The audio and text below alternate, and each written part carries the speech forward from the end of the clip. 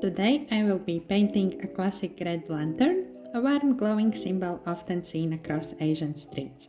I will be using Venetian red, yellow and sepia for a soft vintage feel. If you want more vibrancy, swap the red for alizarin crimson and add a touch of black.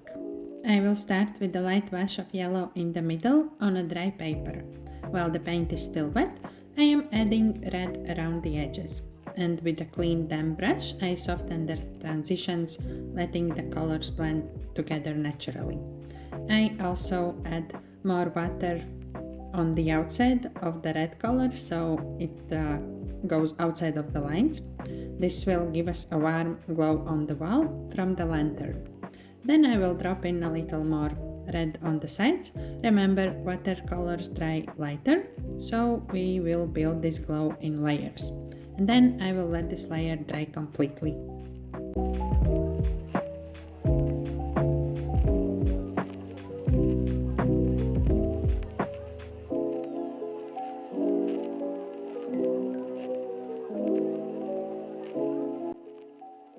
In the second layer, I will add more red and yellow, just like on the first layer, and blend those colors together, but keep the middle bright. This will add more saturation to the lantern. At the bottom, where the opening is, I will also add yellow, that's where the light shines through, and blend it out with clean wet brush. While this layer is still a bit wet, I will mix a little sepia into the red, and using that mix I will add a subtle shadow to one side of the lantern to create dimension. I am painting a daytime scene, so I think about where the sun is. For me it is coming from the right side, so I'm darkening the left side. If you are drawing a nighttime scene, then you can darken both sides of the lantern. And then I let this layer dry completely. When it's fully dry, I add sepia to the top and bottom edges, those little thingies, and to the lettering in the middle. But be sure that the layers are completely dry before adding those darker strokes, otherwise the pigment will bleed.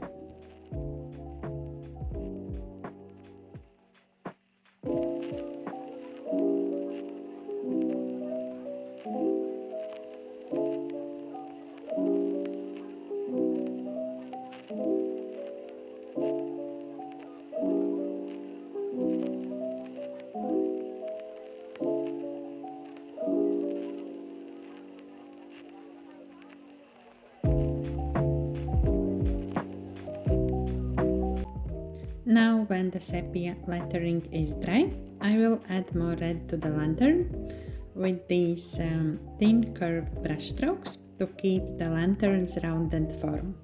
And here I use less water, more pigment, so it dries really fast. Then I will add another layer of sepia to darken the lettering and those thingies on top and bottom.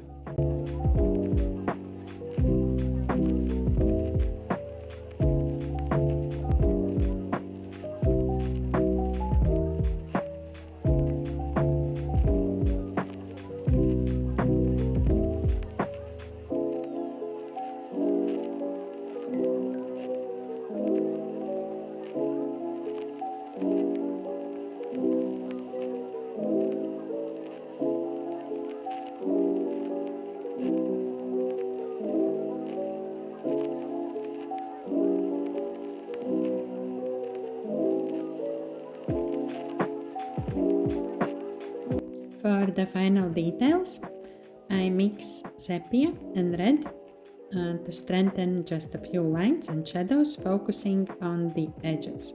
This step defines the lantern's structure and gives it a rich glowing look. So just a few brush strokes here and there, like little dots here and there. Really don't overdo it.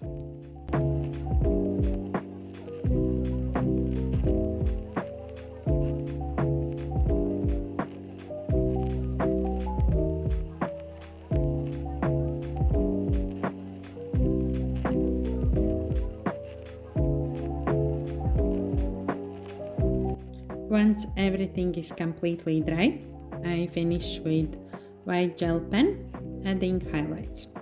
Just a few dots and lines here and there.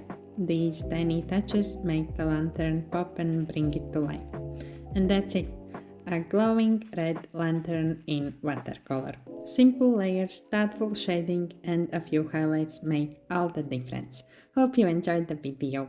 Bye!